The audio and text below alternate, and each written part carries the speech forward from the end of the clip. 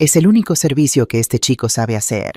Esas palabras aún resuenan en mi cabeza como un golpe seco contra el pecho.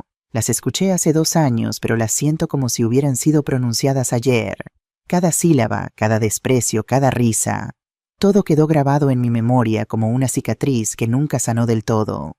Me llamo Isabel Romero, tengo 58 años, y esta es la historia de cómo una madre puede convertir la humillación de su hijo en la lección más dolorosa que un hombre arrogante puede recibir. Pero antes de contarte cómo compré la empresa de mi consuegro y lo dejé sin nada, déjame llevarte al día en que todo comenzó. Era un martes de septiembre en Barcelona. El cielo estaba despejado, uno de esos días en que la ciudad amanece limpia sin la neblina habitual del otoño. Recuerdo el olor a café recién hecho en mi pequeño apartamento de El Raval mientras preparaba el desayuno. Mateo, mi único hijo, se había levantado más temprano que de costumbre. Tenía esa mezcla de nerviosismo y emoción que solo un primer día de trabajo puede provocar. «Mamá, voy a llegar tarde», me dijo mientras se ajustaba la corbata frente al espejo del recibidor. Lo miré con orgullo. Mi Mateo, 29 años, máster en Administración de Empresas por ESADE Barcelona. Tantas noches de desvelo, tantos sacrificios, tantas horas extras que trabajé para pagarle la universidad. Todo para verlo convertido en ese hombre elegante que tenía frente a mí. «Vas a estar perfecto, mi amor», le dije alisando las arrugas invisibles de su camisa. «Tu suegro va a darse cuenta de que hizo una excelente decisión al contratarte». Mateo sonrió, pero había algo en sus ojos, algo que en ese momento no supe descifrar. Nerviosismo, tal vez, o quizá miedo. «Gracias, mamá. Te llamo al salir», dijo antes de darme un beso en la mejilla. Lo abracé.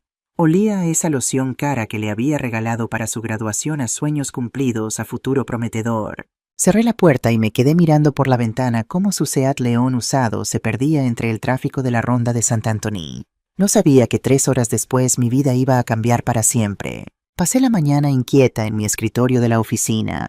Trabajo como contadora jefe en una empresa de logística en Poblenou, un puesto que conseguí después de 15 años de escalar desde asistente administrativa.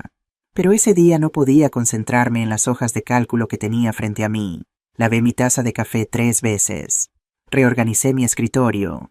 Revisé mi teléfono cada 5 minutos esperando un mensaje que nunca llegaba. «Isabel, ¿estás bien?», me preguntó Ana, mi compañera de cubículo. «Te ves nerviosa». «Es Mateo», le expliqué.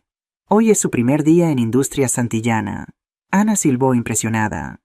«La empresa de componentes electrónicos, ¿verdad, grande? ¿Tienen contratos con BMW?» «Sí», asentí intentando sonreír. «Su suegro Eduardo es el dueño. Le prometió un puesto como gerente de análisis financiero. Pero algo no cuadraba. ¿Por qué Mateo no me había enviado ni un mensaje? Normalmente me escribía, aunque fuera un emoji rápido, cuando llegaba a algún lado». A mediodía la ansiedad se convirtió en algo más fuerte. Una corazonada. Esas que solo las madres tenemos, esas que nos hacen saber sin explicación lógica que algo no está bien. El edificio de Industrias Santillana estaba en la zona industrial de Sant Andreu, un área llena de naves y oficinas que olía a metal y aceite de maquinaria. La fachada era imponente, 5 pisos de cristal y acero con letras doradas que anunciaban el nombre de la empresa. Aparqué mi viejo Renault Clio entre los Mercedes y BMWs del estacionamiento ejecutivo sintiéndome pequeña. Este era el mundo de Eduardo Santillana, un hombre que había construido su imperio desde cero. O eso decía él. Entré por la recepción. Una chica joven con maquillaje perfecto me sonrió con cortesía profesional. «Buenos días, ¿en qué puedo ayudarla?» «Vengo a ver a Mateo Romero», dije intentando sonar casual. Empezó hoy. La recepcionista tecleó en su computadora. Su sonrisa se desvaneció ligeramente. «Un momento, por favor». Esperé de pie sintiendo cómo mi corazón latía cada vez más rápido. Algo no estaba bien. Podía sentirlo en el aire, en el silencio demasiado largo de esa recepcionista, en la forma en que desviaba la mirada. «Señora, creo que el señor Romero está en el área de mantenimiento. Sótano, siga las señales». «¿Mantenimiento?». Las palabras salieron de mi boca antes de que pudiera detenerlas. Mateo era administrador. Tenía un máster de ESADE. ¿Qué hacía en mantenimiento? Pero la recepcionista ya estaba atendiendo otra llamada claramente incómoda. Encontré las escaleras. No quise esperar el elevador. Cada escalón era una pregunta sin respuesta. Cada piso una angustia creciente. Cuando llegué al sótano, el olor cambió productos de limpieza, cloro, humedad. Seguí las señales. Área de mantenimiento, personal autorizado. Empujé la puerta y entonces lo vi. Mi Mateo, el niño que crié sola después de que su padre nos abandonara cuando tenía 3 años. El joven que se graduó con honores de la universidad. El hombre que invirtió 5 años de su vida estudiando para ser alguien en este mundo. Estaba de rodillas frente a un inodoro industrial con guantes amarillos de goma limpiando un baño de empleados. El mundo se detuvo, y luego escuché la voz. Esa voz grave, arrogante, llena de veneno. Es el único servicio que este chico sabe hacer. Levanté la vista. Ahí estaba él.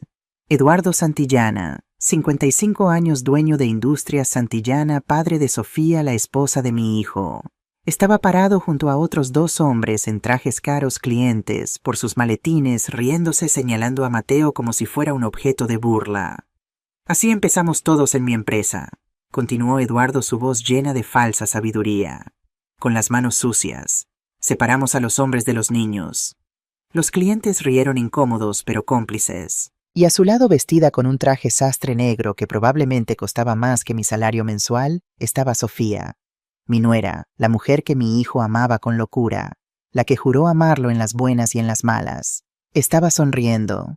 No solo sonriendo, se estaba riendo con los ojos brillantes de complicidad, como si la humillación de su esposo fuera el chiste más gracioso del día. Mateo alzó la vista y me vio. Nuestros ojos se encontraron. Vi algo quebrarse dentro de él. Vi la vergüenza convertirse en lágrimas. Vi a mi hijo, mi niño, mi hombre fuerte derrumbarse. Las lágrimas corrieron por su rostro dejando líneas limpias en sus mejillas, manchadas de suciedad. No dijo nada. Solo me miró como rogándome que no hubiera visto eso, como pidiéndome perdón por haber fallado. Pero él no había fallado. Yo lo sabía. Alguien más lo había traicionado. Eduardo Santillana me vio. Su sonrisa se amplió como un tiburón que huele sangre. «Ah, Isabel, qué sorpresa», dijo con esa voz que ahora reconocía llena de condescendencia. «Venías a ver cómo tu licenciadito está aprendiendo el negocio desde abajo, ¿verdad?» Así empezamos todos, con las manos sucias. Quise gritar, quise golpearlo, quise arrancarle esa sonrisa de la cara, pero no dije nada. En ese momento algo cambió dentro de mí, algo frío, calculador, implacable. No iba a gritar, no iba a llorar, no iba a darle esa satisfacción. Solo miré a Vicente una última vez, luego a Sofía, luego a Eduardo. Di media vuelta. Salí de ese edificio con la cabeza en alto y el alma destrozada. Subí a mi Clio, cerré la puerta y saqué mi teléfono con manos que temblaban de furia contenida.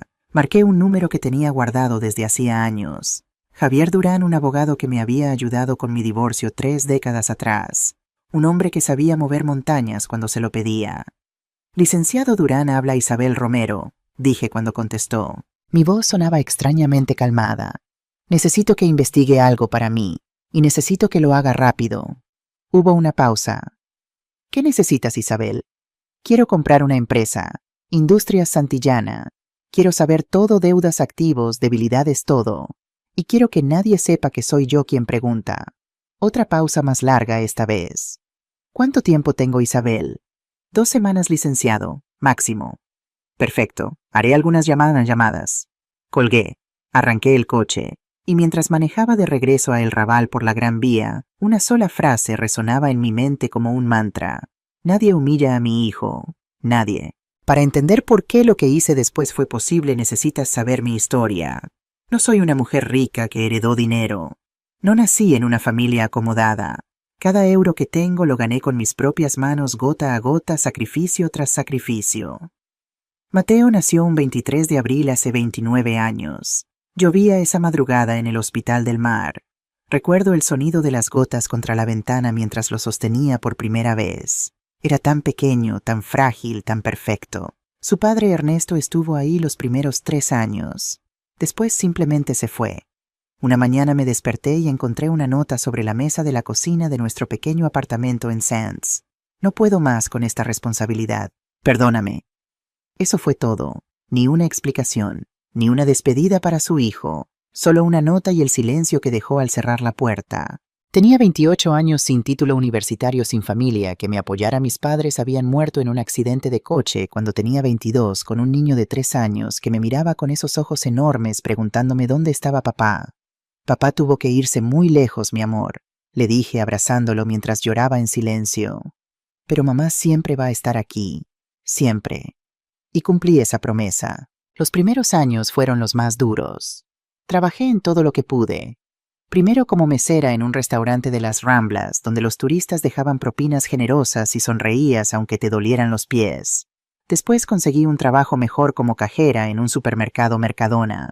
Pero yo quería más. No para mí podía vivir con poco, sino para Mateo. Así que estudié contabilidad por las noches en una academia pública, mientras mi vecina del cuarto piso, la señora Montserrat, cuidaba a Mateo por unos euros que apenas podía pagarle. Terminé el curso de auxiliar contable en 2 años y conseguí mi primer trabajo de oficina en una pequeña empresa de importaciones. Vivíamos en un apartamento de 45 metros cuadrados en el Raval, en un edificio viejo donde se escuchaban todos los ruidos de los vecinos. 2 habitaciones, un baño, una cocina donde apenas cabíamos los dos. Pero era nuestro hogar y lo llenamos de amor. Recuerdo las tardes haciendo la tarea con Mateo en la mesa del comedor, que también era la mesa de la cocina. Mateo era brillante, sacaba sobresalientes en todo. Los maestros siempre me decían lo mismo. Su hijo tiene un futuro prometedor, señora Romero. Es inteligente, responsable, dedicado. Y yo lo sabía. Veía en sus ojos esa chispa, esa hambre por aprender, esa determinación. La respuesta es simple: inteligencia, paciencia y un poco de suerte. En 2008, cuando la crisis financiera golpeó España, todo el mundo estaba vendiendo. Las acciones de empresas se desplomaron. La gente entraba en pánico. Pero yo había aprendido algo trabajando en importaciones: cuando todos venden por miedo, es momento de comprar. Tenía 10.000 euros ahorrados, cada centavo que había podido guardar en 10 años de trabajo. Era mi fondo de emergencia, mi colchón de seguridad. Pero tomé una decisión. Invertí 8.000 euros en acciones de una pequeña startup tecnológica catalana llamada Innotech Solutions. Hacían software para logística. Nadie les prestaba atención. Sus acciones costaban 2 euros cada una. Todo el mundo me dijo que estaba loca, que iba a perder todo, que una mujer como yo no entendía de inversiones. Pero yo había investigado. Leía todo lo que podía sobre finanzas. Sabía que esa empresa tenía contratos sólidos, un equipo talentoso, y estaba infravalorada por el pánico. 10 años después, en 2018, Innotech fue comprada por una multinacional alemana. Mis acciones, que compré a 2 euros, se vendieron a 85 euros cada una. Hice los cálculos, convertí 8.000 euros en 340.000 euros. Pero no me detuve ahí. Reinvertí ese dinero en bienes raíces cuando los precios estaban en el suelo. Compré 2 apartamentos pequeños en l'Hospitalet, los renové yo misma los fines de semana aprendiendo de videos de YouTube y los renté. Para 2015 esos apartamentos valían el triple de lo que pagué. Y en 2019, cuando Mateo ya estaba en la universidad, abrí una pequeña librería de libros usados en el barrio gótico.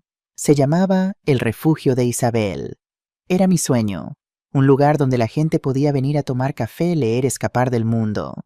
No ganaba mucho dinero, pero era rentable. Y más importante, era mío. Cuando llegó el COVID en 2020, las librerías pequeñas sufrieron. Pero yo había visto venir la tormenta.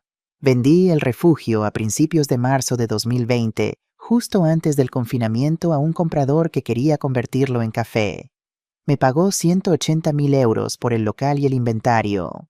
Sumando todas las inversiones, los apartamentos rentados, la venta de la librería y mis ahorros de 25 años trabajando como contadora, para septiembre de 2023, tenía exactamente 230.000 euros. Nunca se lo dije a nadie, ni siquiera a Mateo. Seguí viviendo en mi mismo apartamento de El Raval. Seguí conduciendo mi Renault Clio del 2008. Seguí comprando ropa en rebajas de Zara. ¿Por qué? Porque ese dinero no era para vivir lujosamente. Era para mi retiro, para los estudios de mis futuros nietos, para emergencias. Nunca imaginé que la emergencia sería comprar la empresa de mi consuegro para destruir al hombre que humilló a mi hijo. Pero volvamos a Mateo. Cuando terminó el bachillerato, llegó el momento de la decisión más importante de su vida. Mamá, me dijo una tarde de junio sentado en nuestro pequeño sofá, quiero estudiar administración de empresas. Quiero ir a ESADE. Mi corazón se detuvo. ESADE era una de las mejores escuelas de negocios de España, también una de las más caras. ¿Cuánto cuesta? Pregunté aunque ya lo sabía. Había investigado. El máster completo, unos 35.000 euros. Pero mamá, conseguiré becas, trabajaré, no tienes que... Shh, lo interrumpí tomando su mano. Dime por qué ESADE. Porque quiero ser alguien, dijo, sus ojos brillando con determinación. Quiero que algún día te puedas retirar y no tengas que trabajar más. Quiero darte todo lo que tú me diste. Esa noche lloré. Lloré de orgullo. Lloré de miedo también porque sabía lo que significaba ese compromiso financiero. Mateo obtuvo una beca del 50%. Yo pagué el otro 50%, 17.500 euros en total distribuidos en 2 años. Usé parte de las ganancias de mis apartamentos y trabajé horas extra cada fin de semana. Dormía 4 horas diarias, a veces menos. Pero lo logré. Mateo entró a ESADE en 2017 y desde el primer semestre destacó. Venía a casa los viernes por la noche y yo le preparaba su comida favorita, arroz caldoso con mariscos, la receta de mi madre. Nos sentábamos en la sala y me contaba todo. Sus clases, sus proyectos, sus sueños. Algún día voy a tener mi propia empresa, mamá, me decía, sus ojos llenos de ambición joven. Y tú vas a ser la primera accionista, te lo prometo. Lo único que quiero es verte feliz, mi amor, le respondía. Y que seas un hombre de bien. El dinero viene y va, pero la dignidad, esa nunca se pierde.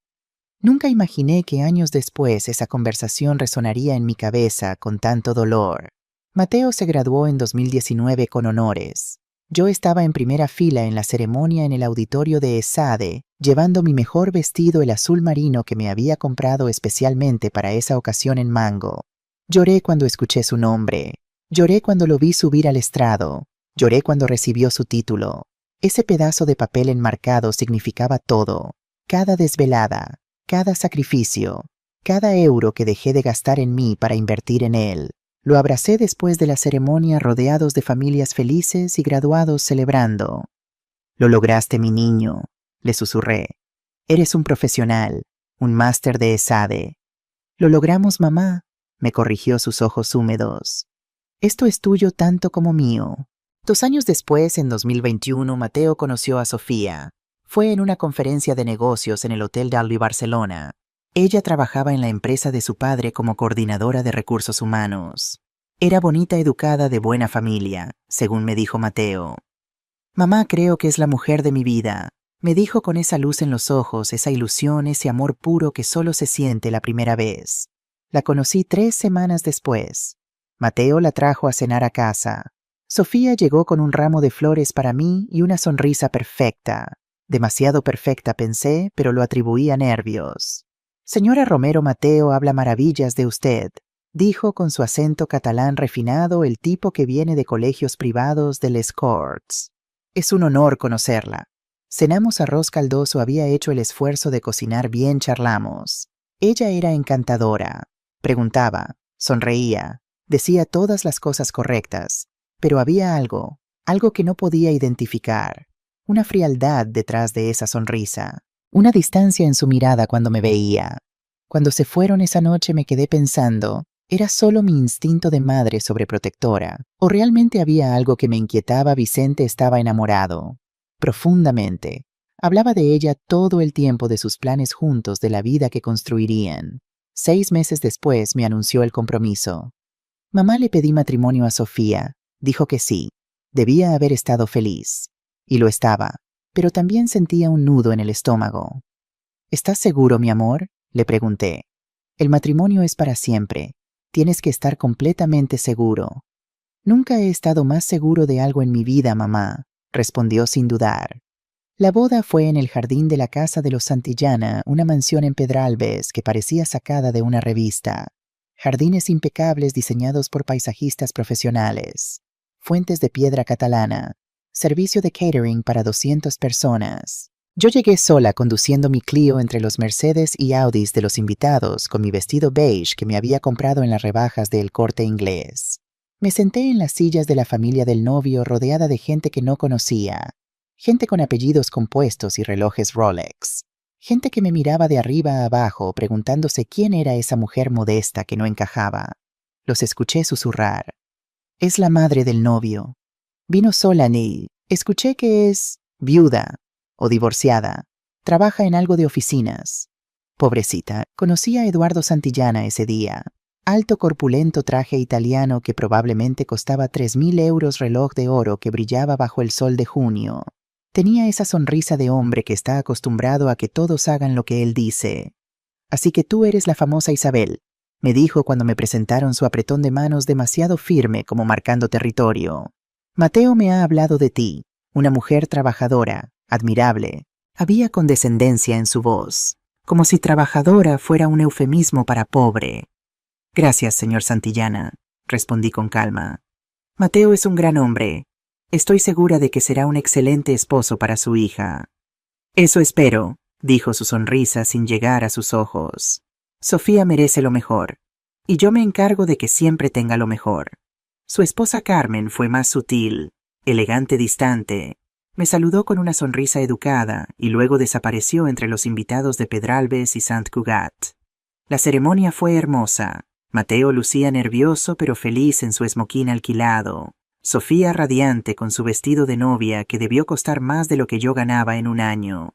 Cuando se dijeron, sí acepto, sentí una mezcla de alegría y melancolía. Mi niño ya era un hombre casado, ya no era solo mío. En la recepción bailé con Mateo una pieza lenta. Amor eterno, de Rocío Dúrcal. Eres el hombre más importante de mi vida, Mateo. Le susurré mientras bailábamos. Nunca lo olvides. Y tú eres la mujer más fuerte que conozco, mamá, respondió besándome la frente. Todo lo que soy te lo debo a ti. No sabía que un año después, ese mismo hombre estaría de rodillas limpiando baños humillado por el padre de la mujer que amaba. Después de dejar Industrias Santillana ese martes terrible, conduje directamente a Poblenou, al edificio de oficinas donde trabajaba Javier Durán. Javier tenía 62 años, cabello canoso, perfectamente peinado, traje gris de corte impecable. Me había ayudado con mi divorcio de Ernesto hace 26 años, cuando las leyes no favorecían mucho a las mujeres. Era caro, muy caro, pero era el mejor. Su secretaria me hizo pasar inmediatamente cuando le dije que era urgente. Isabel me saludó levantándose de su escritorio de caoba. Han pasado años. ¿Qué te trae por aquí? Necesito comprar una empresa, dije sin rodeos.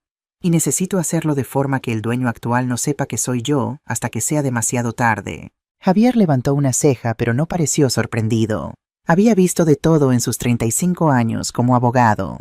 Siéntate, cuéntame todo. Le conté la historia completa, cada detalle, cómo había encontrado a Mateo, lo que Eduardo dijo, la humillación, las lágrimas de mi hijo. Cuando terminé, Javier se quedó en silencio un momento largo. ¿Sabes lo que me estás pidiendo, Isabel? Sí.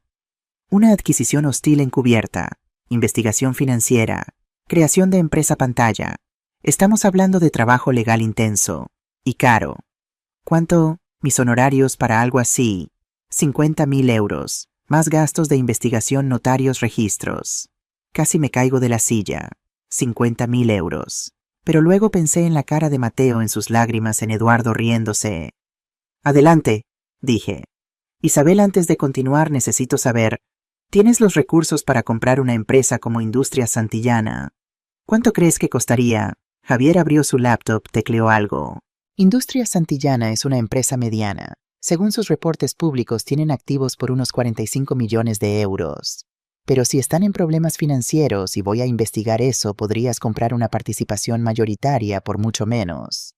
¿Cuánto es mucho menos? En el peor escenario para ellos, tal vez 1.5 a 2 millones de euros por el 51% del capital. Respiré hondo. Tengo 2.1 millones disponibles. Javier me miró con nuevos ojos. No sabía que... Nadie sabe, lo interrumpí. Y quiero que siga así. Entendido. Hizo una pausa. Isabel, ¿estás absolutamente segura? Una vez que empecemos no hay marcha atrás. Y si la empresa está peor de lo que pensamos, podrías perder todo tu dinero. Javier, le dije mirándolo directamente, mi hijo tiene un máster por el que trabajé años para pagar. Lo humillaron. Lo pusieron de rodillas a limpiar baños mientras su suegro lo llamaba inútil. ¿Crees que me importa el dinero? Asintió lentamente. Entiendo. Dame una semana para la investigación preliminar. Voy a usar contactos discretos. Nadie sabrá que estamos mirando. Esa semana fue la más larga de mi vida. Mateo había vuelto a su apartamento con Sofía en Example, un lugar bonito que descubriría después estaba a nombre de Industrias Santillana, no de ellos. Me llamaba todos los días. Su voz sonaba apagada, rota. Mamá Eduardo dice que esto es parte del proceso de aprendizaje, me explicó el miércoles. Que todos en la empresa empiezan así, que es para conocer el negocio desde abajo. ¿Y Sofía qué dice? Pregunté aunque ya sabía la respuesta. Silencio del otro lado. Dice que no sea orgulloso, que mi problema es que tengo mucho orgullo, que su papá está haciendo esto por mi bien. Cerré los ojos, respiré profundo. Quería gritarle que renunciara, que saliera de ahí, que esa familia lo estaba destruyendo, pero sabía que no me escucharía. Estaba enamorado de Sofía, y el amor nos ciega a todos. Vicente, escúchame bien, le dije con voz firme. Tú estudiaste 5 años para ser administrador, no para limpiar baños. Y no hay nada de malo en limpiar baños si ese es tu trabajo honesto, pero no es el tuyo. Tú tienes un máster, tienes capacidad, tienes talento.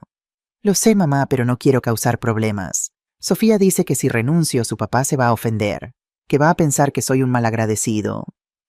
¿Y qué hay de tu dignidad, Mateo? ¿Qué hay de tu respeto propio? Otro silencio. Dale un poco más de tiempo, mamá. Por favor, solo un poco más de tiempo. Esa era exactamente la respuesta que Eduardo quería. Sabía cómo manipular, cómo quebrar psicológicamente a las personas hasta que aceptaran cualquier cosa. Pero yo también sabía esperar y planear. El viernes siguiente, Javier me llamó a las 9 de la mañana. Isabel, tengo el informe preliminar. ¿Puedes venir a la oficina? ¿Es malo? Depende de tu perspectiva. Para Eduardo Santillana es muy malo. Para ti, es una oportunidad de oro. Llegué a su oficina en 30 minutos manejando como loca por la ronda litoral. Javier tenía una carpeta gruesa sobre su escritorio. Esto, dijo poniéndola frente a mí, es la verdadera situación de Industrias Santillana. Abrí la carpeta. Números gráficos, estados financieros. Explícamelo como si tuviera 5 años, pedí. Javier sonrió. Eduardo Santillana se está hundiendo. Me incliné hacia adelante. Hace 3 años, continuó, Eduardo decidió expandir la empresa. Abrió 2 plantas nuevas, una en Valencia, otra en Zaragoza. Invirtió 14 millones de euros, dinero que no tenía. Préstamos. Exacto, préstamos bancarios con intereses del 6.5% anual, muy altos para el mercado actual. ¿Por qué? Porque los bancos vieron el riesgo. Pero Eduardo es arrogante. Pensó que lo sabía todo. Javier pasó a otra página. Las plantas no están generando las ganancias proyectadas. La de Valencia está operando al 35% de su capacidad. La de Zaragoza al 40%. ¿Por qué? Mala administración. Contratos que se cayeron. El contrato con BMW que tanto presumía Eduardo se retrasó por problemas de calidad. SEAT también está considerando cambiar de proveedor. Y para colmo, dijo Javier, su voz bajando como si estuviera contando un secreto delicioso. Eduardo Santillana tiene un estilo de vida muy por encima de sus posibilidades reales. Pensé en la mansión de Pedralbes, los Mercedes, el yate que alguien mencionó en la boda. ¿Qué tan grave es la situación?, pregunté. Javier me miró directo a los ojos. Si no consigue un rescate financiero en los próximos 4 meses, va a tener que declararse en quiebra. Los bancos ya le están presionando. Tiene cuentas por pagar atrasadas por valor de 1.2 millones de euros. Proveedores que amenazan con demandarlo. Empleados con salarios retrasados 2 meses en las plantas nuevas. Pero por fuera se ve exitoso. Fachada, Isabel. Pura fachada. Es lo que hacen hombres como Eduardo Santillana. Mantienen las apariencias mientras todo se desmorona por dentro. Javier sacó otro documento. La casa de Pedralbes está hipotecada. Debe 3 millones de euros al banco. Los Mercedes están en leasing corporativo. El yate ni siquiera es suyo, lo renta en verano para impresionar a clientes. Incluso el apartamento donde viven Mateo y Sofía, continuó, está a nombre de la empresa. Si la empresa quiebra, pierden el apartamento. Me recosté en la silla procesando toda esta información. Y nadie sabe esto, murmuré. Eduardo es muy bueno manteniendo el secreto. Pero yo tengo contactos en los bancos, en los círculos financieros. Hay rumores. La gente está empezando a sospechar. ¿Y él sabe que tú estás investigando? No, fui muy discreto. Utilicé un investigador externo, revisé registros públicos, estados financieros que por ley tienen que presentar al registro mercantil. Nadie sabe que tú estás detrás de esto. Bien, respiré profundo. Siguiente paso, ¿cuánto necesitaría para comprar la empresa? Javier hizo cálculos en su laptop. Tomando en cuenta las deudas, el valor real de los activos, la situación financiera actual, yo diría que con 1.8 millones de euros podrías comprar el 51% que tiene Eduardo directamente. ¿Y él aceptaría? En su situación desesperada, sí, pero necesitamos esperar al momento adecuado. Cuando hay un fondo de inversión americano, Horizon Capital, que está haciendo due diligence ahora mismo para comprarle el 40% de la empresa. He estado siguiendo el proceso. Y Javier sonrió. Van a rechazarlo. Mis fuentes me dicen que encontraron demasiados problemas. Van a notificarle la próxima semana. Entonces ese es nuestro momento. Exacto. Cuando Horizon se retire, Eduardo va a entrar en pánico. Ahí es cuando aparecemos con nuestra oferta. ¿Nuestra? Necesitas una empresa pantalla. No puedes aparecer tú directamente. Eduardo no puede saber hasta el último momento que eres tú quien está comprando. Me quedé pensando. ¿Qué propones? Voy a crear un fondo de inversión ficticio. Le pondremos un nombre genérico, Fons d'Inversió Catalunya. En papel serán inversores de Barcelona interesados en el sector industrial. ¿Y cómo explican tener casi 2 millones para invertir? Para eso necesitamos gente real que preste su nombre y reputación. Tengo 3 contactos que podrían funcionar. Javier escribió 3 nombres en un papel: Elena Costa, empresaria dueña de consultora Josep Vidal, jubilado de logística con buen patrimonio Montserrat Casals, profesora emérita de ESADE. Elena la conozco, dije sorprendida. Fuimos compañeras en la Academia de Contabilidad hace 30 años. Mejor aún, será más fácil convencerla. Esa misma tarde, Javier organizó una reunión con Elena Costa en un café discreto de Gracia. Elena tenía 60 años, cabello corto teñido de rubio, traje sastre moderno. Había construido una consultoría exitosa especializada en reestructuración empresarial. Isabel me saludó con un abrazo. Javier me contó un poco por teléfono, pero quiero escucharlo de ti. Le conté la historia completa. No omití nada. Las lágrimas, la humillación, Eduardo riéndose. Cuando terminé, Elena estaba furiosa. Conozco a Eduardo Santillana, dijo su voz tensa. Hace 3 años casi contrata mi consultoría. Pero cuando supo que mi empresa la dirigía una mujer, me dijo literal, gracias, pero prefiero trabajar con alguien con más experiencia. Lo que realmente quería decir era un hombre. Entonces entiendes por qué quiero hacer esto. Completamente. Y me encantaría ayudar. Elena sonrió. ¿Qué necesitas de mí? Tu nombre, explicó Javier. Serás la CEO oficial de Fons d'Inversió Catalunya, la cara visible. Isabel estará detrás, pero Eduardo no puede saberlo hasta que firme los papeles. ¿Y yo qué gano? 50.000 euros, dije sin dudar. Por un mes de trabajo más o menos. Elena silbó, generosa. Esto no es sobre dinero para mí, es sobre justicia. Me gusta. Elena extendió su mano. Cuenta conmigo. Los siguientes días fueron un torbellino de actividad. Javier contactó a Josep Vidal y Montserrat Casals. Ambos aceptaron por 30.000 euros cada uno. Se constituyó legalmente Fons d'Inversió Catalunya S.L., con un capital social de 100.000 euros, dinero mío. Elena como CEO, Josep y Montserrat como consejeros. Abrimos una oficina temporal en Passeig de Gracia solo para dar apariencia de legitimidad.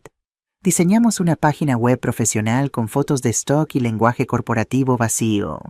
En papel éramos un fondo serio con años de experiencia buscando oportunidades en el sector industrial catalán. Y mientras tanto yo seguía yendo a mi trabajo en la empresa de logística, viviendo en mi apartamento de El Raval, conduciendo mi Clio viejo. Nadie sospechaba nada, excepto mi hijo que seguía limpiando baños y mi corazón que se rompía un poco más cada día que pasaba. Octubre llegó con lluvias a Barcelona. Mateo seguía trabajando en Industria Santillana y cada día me llamaba con una nueva historia de humillación. Hoy Eduardo me hizo limpiar su oficina privada. Me contó un martes por la noche, su voz cansada. Estaba en una reunión con clientes alemanes. Me llamó por el interfono y me dijo delante de todos: Mateo, mi baño necesita limpieza. Hay clientes importantes. Me mordí la lengua para no gritar. Y Sofía estaba en la reunión. No dijo nada. Mateo, mamá, por favor, 2 meses más. Eduardo prometió que después de 3 meses me subiría a un puesto administrativo real. 3 meses, 90 días de tortura psicológica. Pero yo sabía algo que Mateo no sabía en menos de un mes. Eduardo Santillana recibiría la peor noticia de su vida. El 15 de octubre, Javier me llamó emocionado. Pasó. Horizon Capital se retiró. ¿Cuándo? Esta mañana. Le enviaron a Eduardo una carta formal rechazando la inversión. Mis fuentes dicen que está desesperado. Perfecto. ¿Cuándo hacemos nuestra oferta? Vamos a esperar 3 días. Dejemos que el pánico se instale, que sienta que no tiene opciones. Y entonces aparecemos como su salvador. Exacto. Esos 3 días fueron deliciosos. Porque aunque Eduardo no lo sabía, yo sabía que su mundo se estaba desmoronando. Y el 18 de octubre, Elena Costa envió una carta oficial a Eduardo Santillana. Estimado señor Santillana, Fons d'Inversión Catalunya S.L. es un fondo de capital privado especializado en empresas industriales de Cataluña. Hemos estado siguiendo con interés el desarrollo de Industrias Santillana. Nos gustaría expresar nuestro interés en adquirir una participación mayoritaria de su empresa. Estamos preparados para hacer una oferta formal de 1.8 millones de euros por el 51% del capital social. Si está interesado en discutir esta oportunidad, por favor, contáctenos en las próximas 48 horas.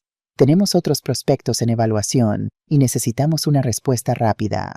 Atentamente, Elena Costa, CEO, Fons d'Inversión Catalunya. No tuvimos que esperar 48 horas. Eduardo llamó 6 horas después. Elena puso el altavoz para que Javier y yo pudiéramos escuchar desde su oficina. Señora Costa, dijo Eduardo, su voz intentando sonar casual, pero con un toque de desesperación que reconocí inmediatamente. Recibí su carta. Es interesante. Me alegra que le interese, señor Santillana, respondió Elena con voz profesional. Como mencionamos, tenemos un timeline apretado. Entiendo, pero 1.8 millones por el 51% es conservador. Mi empresa vale mucho más.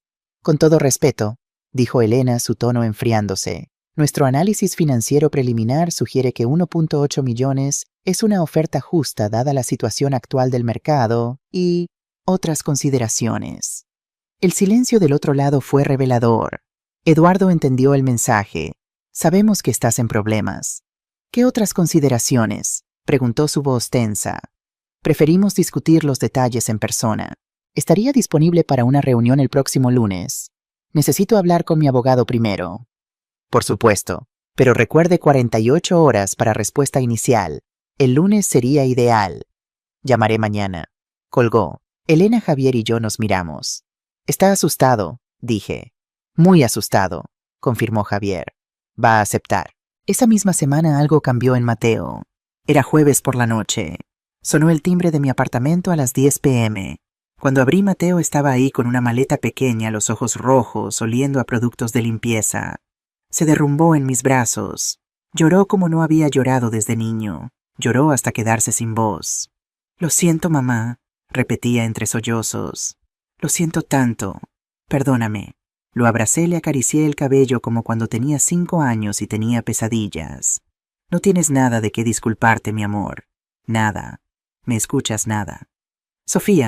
Sofía dice que soy un fracasado, que cualquier hombre real aguantaría esto, que su padre tiene razón sobre mí. Sentí rabia pura, ardiente.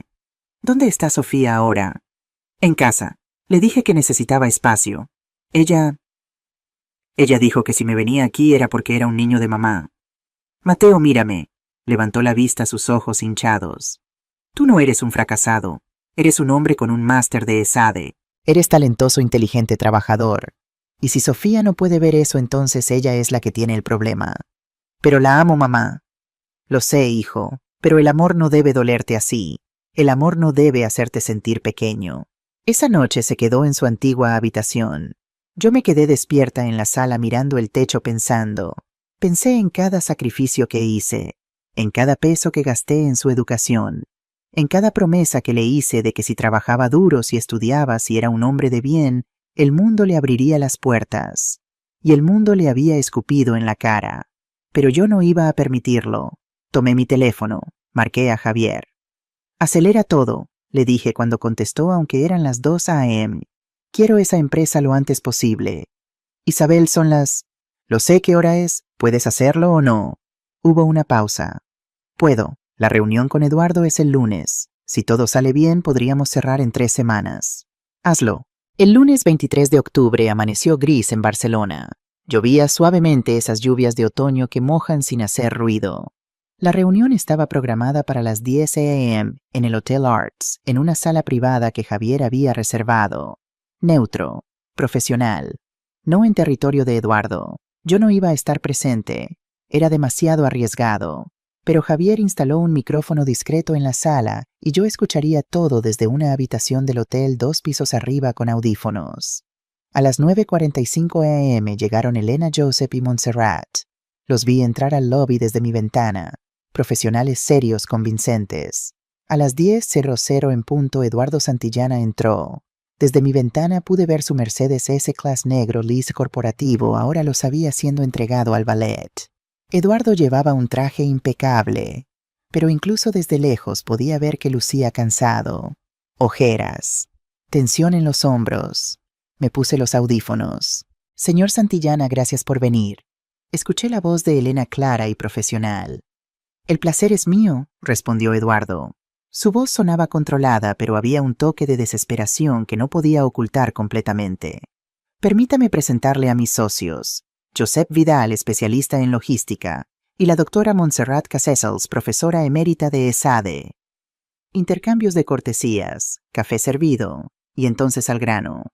Señor Santillana, comenzó Elena, hemos hecho nuestra due diligence preliminar. Industria Santillana tiene potencial, pero también desafíos. Todos los negocios tienen desafíos, respondió Eduardo a la defensiva.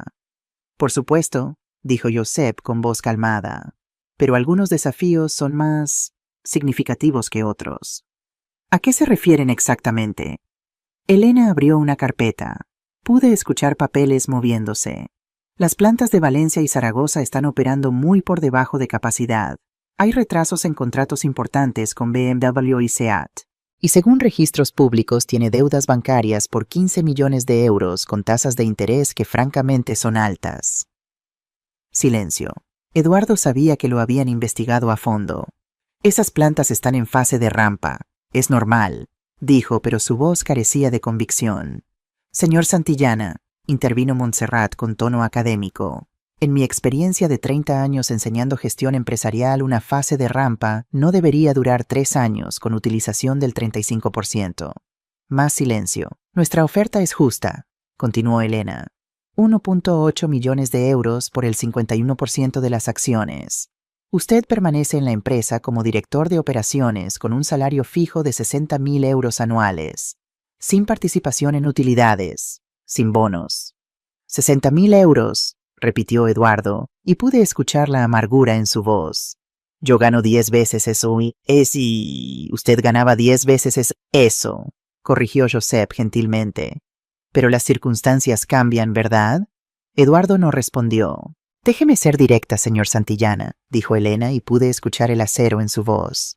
Sabemos que Horizon Capital se retiró. Sabemos que los bancos le están presionando. Sabemos que tiene proveedores amenazando con demandas. Podemos esperar 6 meses y comprar sus activos en una liquidación por la mitad de lo que estamos ofreciendo ahora.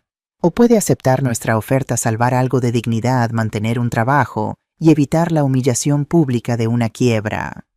El silencio que siguió fue largo, doloroso. Necesito hablar con mi abogado, dijo Eduardo, finalmente, su voz apenas un murmullo. Por supuesto, tienen 1 hora. Hay una sala privada disponible al final del pasillo. Escuché pasos, una puerta cerrándose. Javier me llamó. ¿Escuchaste todo? Sí, dije, mi corazón latiendo rápido. Va a aceptar.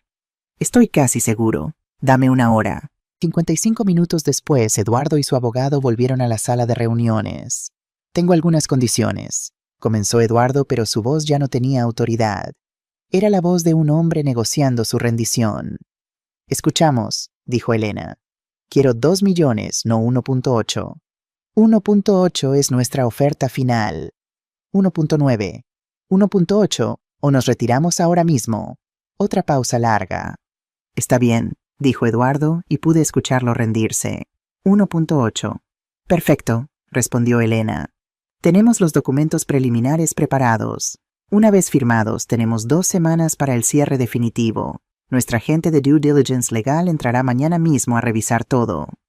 2 semanas, 2 semanas. Es no negociable. Tenemos abogados, contadores, auditores listos. Esto se puede hacer rápido. Yo acepto. Escuché papeles moviéndose, plumas escribiendo. Y entonces la voz de Javier. Señor Santillana, hay un último detalle que nuestros inversionistas principales quieren aclarar con usted. Un asunto personal. Personal. Sí. Verá, hay algo que debe saber sobre quién realmente está detrás de esta inversión. Mi corazón se detuvo. No era el plan. Íbamos a esperar hasta el cierre definitivo. Pero Javier sabía lo que hacía. ¿Qué quiere decir?, preguntó Eduardo sonando confundido. Permítame traer a la persona que realmente está financiando esta adquisición. Pasos. La puerta abriéndose. Mi teléfono sonó. Javier. Isabel, baja. Ahora. Mis manos temblaban mientras esperaba el ascensor del Hotel Arts. No de miedo, de anticipación, de justicia a punto de ser servida. Me había vestido cuidadosamente esa mañana traje sastre azul marino de mango, pagado con mi propio dinero, no prestado, no comprado a crédito. Zapatos negros cómodos pero elegantes, el collar de perlas que mi madre me dejó antes de morir. Sencilla, digna, real. No como Eduardo, que vestía trajes italianos de 3.000 euros mientras se ahogaba en deudas. El ascensor llegó. Respiré profundo. Por Mateo pensé. Por todos los Mateos del mundo que son destruidos por hombres arrogantes. Las puertas se abrieron en el piso de salas de conferencias. Javier me esperaba en el pasillo. ¿Lista, man?, preguntó en voz baja. Más que nunca. Me guió hacia la sala. Pude escuchar voces del otro lado de la puerta de madera maciza. Eduardo estaba hablando, su tono confundido, impaciente. No entiendo a qué viene tanta ceremonia. Firmé los papeles. ¿Qué más quieren? Javier me miró una última vez. Asentí. Abrió la puerta. Entré. El silencio que cayó sobre la sala fue absoluto. Eduardo Santillana estaba sentado al fondo de la mesa, su abogado a su izquierda, su contador a su derecha. Cuando me vio, su rostro pasó por una secuencia fascinante de emociones. Primero confusión. ¿Qué hacía yo ahí? Después reconocimiento. La madre de Mateo. La mujer de El Raval.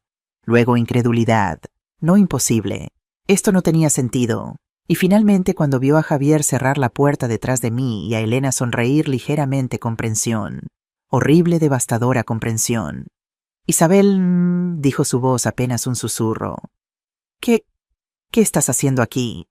No respondí inmediatamente. Caminé lentamente hacia la cabecera de la mesa, la silla principal, la que Eduardo probablemente esperaba que Elena ocupara, y me senté. Dejé que el silencio se extendiera. Dejé que sudara. «Buenos días, Eduardo», dije finalmente, mi voz tan calmada como la superficie de un lago antes de la tormenta. No entiendo», balbuceó. Sus manos se aferraron al borde de la mesa. «¿Qué haces aquí? ¿Dónde están los inversores reales?». Elena habló desde su asiento. «Permítame presentarme formalmente, señor Santillana. Soy Elena Costa, CEO de Fons d'Inversió Catalunya. Pero la verdadera propietaria del fondo, la mujer que acaba de comprar el 51% de su empresa por 1.8 millones de euros».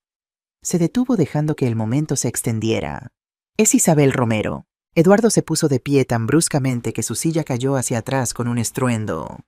«No, esto es imposible. Tú no tienes ese dinero. Vives en El Raval, conduces un Renault viejo. Siéntate, Eduardo», dije con voz fría.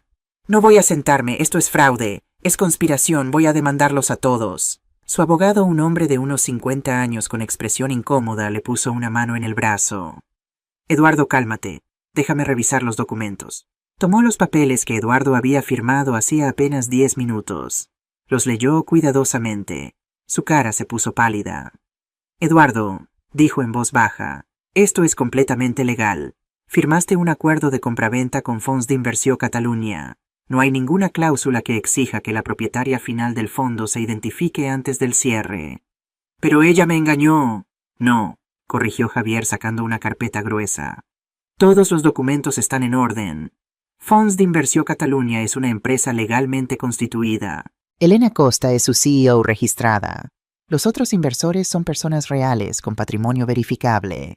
Isabel Romero es la accionista mayoritaria del fondo, lo cual no viola ninguna ley. Esto es... Eduardo buscaba palabras, su cara roja de furia. Humillante, terminé la frase por él. Vergonzoso, te hace sentir pequeño. Me puse de pie. Caminé lentamente hacia donde estaba. Ahora sabes cómo se sintió mi hijo, de rodillas, en un baño, mientras tú te reías. Eduardo me miró con odio puro. Yo estaba enseñándole, probándolo. Cualquier hombre real habría aguantado. No, dije, mi voz subiendo por primera vez. No estabas enseñándole nada, estabas destruyéndolo, por tu propia diversión cruel, porque te hacía sentir poderoso. Mateo es débil, no merece a mi hija. Débil, me reí sin humor. Mateo tiene un máster de ESADE con honores. Mateo trabajó desde los 16 años mientras estudiaba. Mateo es más hombre en su dedo meñique que tú en todo tu cuerpo inflado de arrogancia. Tú no sabes nada de negocios. Vas a hundir mi empresa en 6 meses. Tu empresa, repetí. Detengámonos ahí un segundo, Eduardo. Ya no es tu empresa. Es mi empresa. Tú ahora trabajas para mí. Lo dejé asimilar eso. Y sobre hundirla en 6 meses. Querido Eduardo, tú ya la hundiste. Tienes 15 millones de euros en deudas. Contratos perdidos. Proveedores demandándote. Empleados con salarios atrasados. Yo no voy a hundirla. Voy a salvarla. De ti. Eduardo se dejó caer en su silla, cubrió su cara con las manos. Su abogado y su contador intercambiaron miradas incómodas. ¿Cómo? Murmuró Eduardo. ¿Cómo tienes ese dinero? Me senté de nuevo en la cabecera de la mesa. Porque a diferencia de ti, Eduardo, yo no gasto dinero que no tengo. No conduzco Mercedes de lease. No vivo en mansiones hipotecadas. No rento yates para impresionar a clientes. Saqué mi propio documento 1 que Javier había preparado. Compré acciones cuando todo el mundo vendía por pánico en 2008. Invertí en bienes raíces cuando estaban baratos. Abrí un negocio y lo vendí en el momento perfecto. Trabajé cada día de mi vida desde los 28 años, ahorrando, construyendo, planeando. Deslicé el documento hacia él. Este es mi estado financiero certificado. Como verás, los 1.8 millones que acabo de pagar por tu empresa representan aproximadamente el 85% de mi patrimonio total. Es casi todo lo que tengo. Eduardo lo miró sus ojos, escaneando los números. Cuando levantó la vista había algo nuevo en su expresión: miedo. ¿Apostaste todo por esto? ¿Por venganza? No por venganza, corregí. Por justicia, hay una diferencia. Me incliné hacia adelante. Escúchame bien, Eduardo Santillana. No me importa el dinero. Si pierdo cada euro en esta empresa no me importa, porque hay cosas que valen más que el dinero. ¿Cómo qué? La dignidad de mi hijo. El silencio en la sala era tan denso que podría cortarse con un cuchillo. Ahora, continué mi voz volviendo a ser profesional, hablemos de tu futuro. El acuerdo especifica que permanecerás como director de operaciones con un salario de 60.000 euros anuales. Hice una pausa. Pero he decidido que no necesitamos un director de operaciones. Eduardo levantó la vista bruscamente. Kenny, vamos a reestructurar completamente, y tu posición ya no existe. No puedes hacer eso. Tenemos un contrato. Javier intervino. El contrato especifica que usted puede quedarse como director de operaciones si la nueva dirección lo considera necesario. Tenemos absoluta discreción para determinar la estructura organizacional. Eduardo miró a su abogado. El hombre asintió miserablemente. Sin embargo, dije dejando que esperara, hay una posición disponible si te interesa. ¿Cuál? Necesitamos personal para el departamento de mantenimiento, supervisión de limpieza, gestión de instalaciones. El salario sería 200 euros al mes, la mitad de lo que le pagábamos a Mateo cuando lo pusiste a limpiar baños. La cara de Eduardo se puso púrpura. Me estás ofreciendo un trabajo de conserje. Te estoy ofreciendo la oportunidad de aprender el negocio desde abajo, dije repitiendo sus propias palabras. ¿No era eso lo que le dijiste a Mateo? ¿Que así separamos a los hombres de los niños? Eduardo se puso de pie otra vez temblando de rabia. Prefiero morir antes que trabajar para ti. Perfecto, dije tranquilamente. Entonces puedes irte. Ahora. Querí. Esto es propiedad privada, mi propiedad, y si no eres empleado eres invasor. Así que te sugiero que tomes tus cosas y te vayas. Eduardo me miró buscando algún rastro de la mujer humilde que conoció en la boda de Sofía. La mujer que sonreía educadamente mientras era tratada como ciudadana de segunda clase. Esa mujer se había ido. Esto no ha terminado, dijo con voz temblorosa. Voy a luchar, voy a recuperar mi empresa, voy a destruirte. Me puse de pie y caminé hasta quedar frente a él. Nos miramos a los ojos. Eduardo, dije en voz baja, casi un susurro, ya perdiste. Todo. Tu empresa, tu reputación, tu poder. ¿Y sabes qué es lo peor de todo para un hombre como tú? Me acerqué un poco más. Perdiste ante una mujer pobre, una mujer que supuestamente no sabía nada de negocios, una mujer a la que despreciaste y subestimaste. Retrocedí. Ahora vete, antes de que llame a seguridad. Eduardo miró alrededor de la sala una última vez, a Elena que sonreía ligeramente, a Josep y Montserrat que lo observaban con expresiones neutras, a Javier que ya estaba guardando documentos. Tomó su maletín, dio media vuelta y salió dando un portazo. El sonido reverberó en la sala, y entonces, solo entonces, me permití temblar. 10 minutos después de que Eduardo se fuera, mi teléfono sonó. Era Mateo. Mamá, su voz sonaba confundida. Acaba de pasarme algo muy raro. ¿Qué pasó, hijo?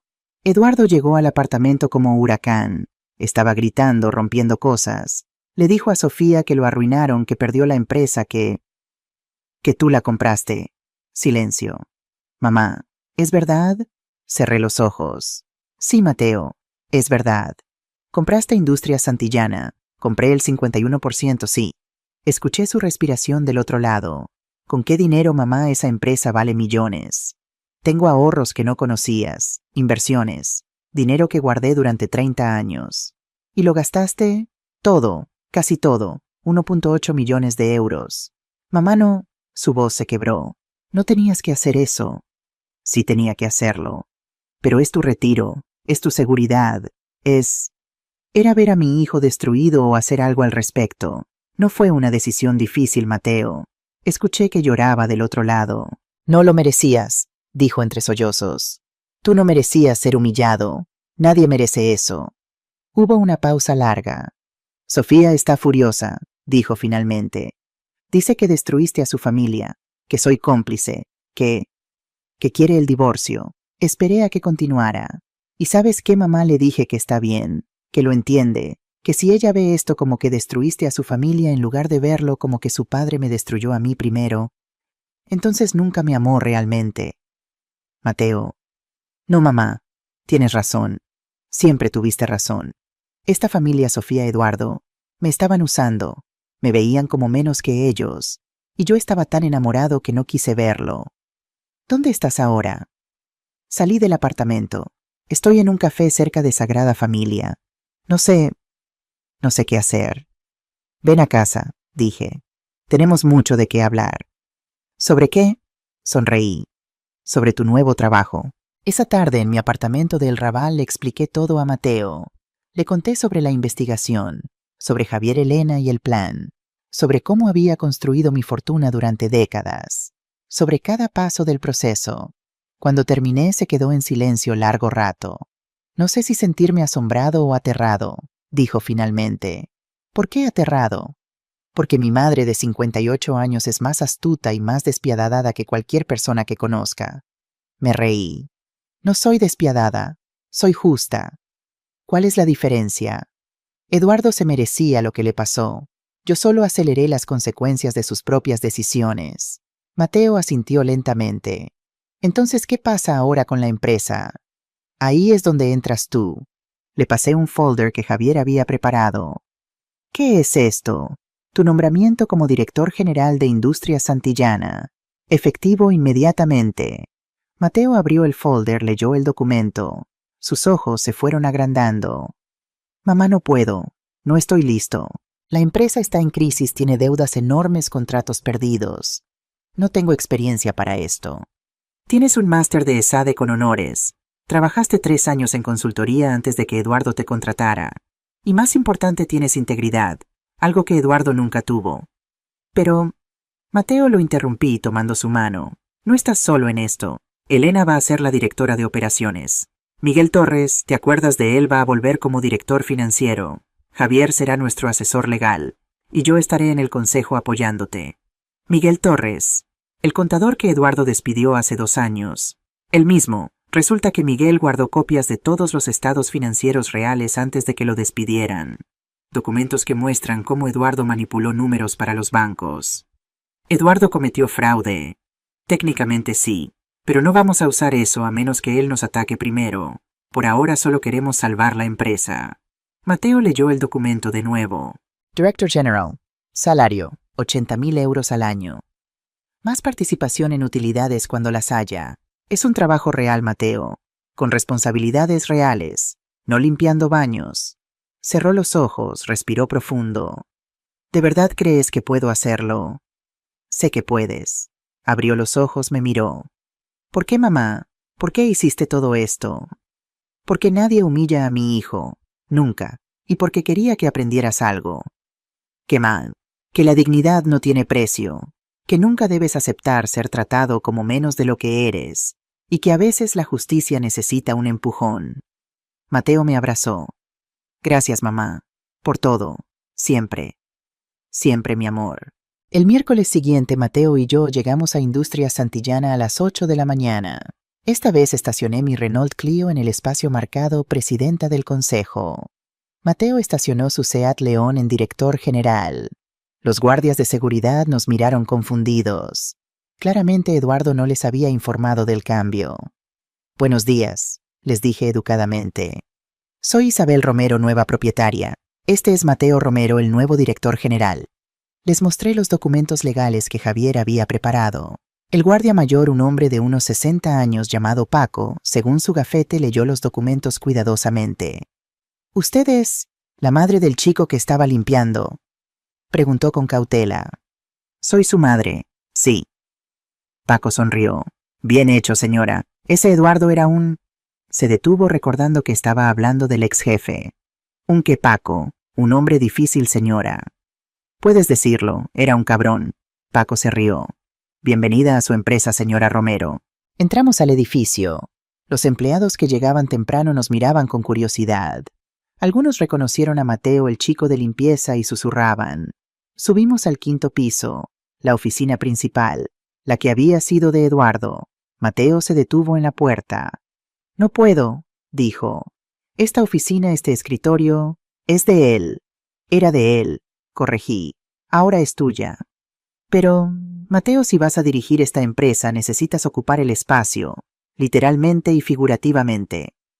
Respiró profundo, entró. La oficina era ostentosa. Escritorio de caoba maciza, sillas de cuero italiano, vista panorámica de Barcelona. En las paredes fotos de Eduardo con políticos, con clientes importantes, con su familia en el yate. Lo primero que haremos, dije, es sacar todas estas fotos. Empezamos a descolgarlas. Detrás de una encontramos una caja fuerte empotrada. Interesante, murmuró Mateo.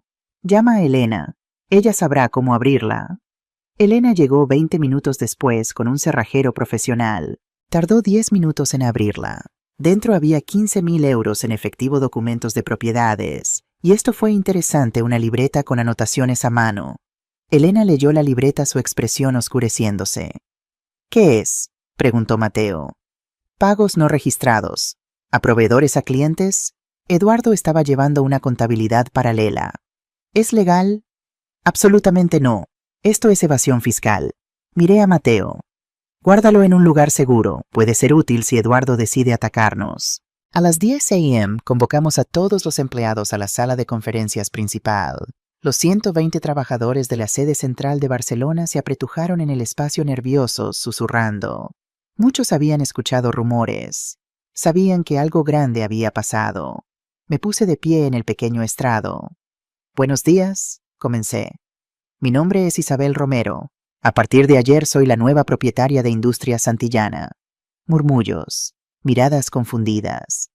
Sé que muchos están preocupados por sus empleos, así que seré directa, nadie será despedido.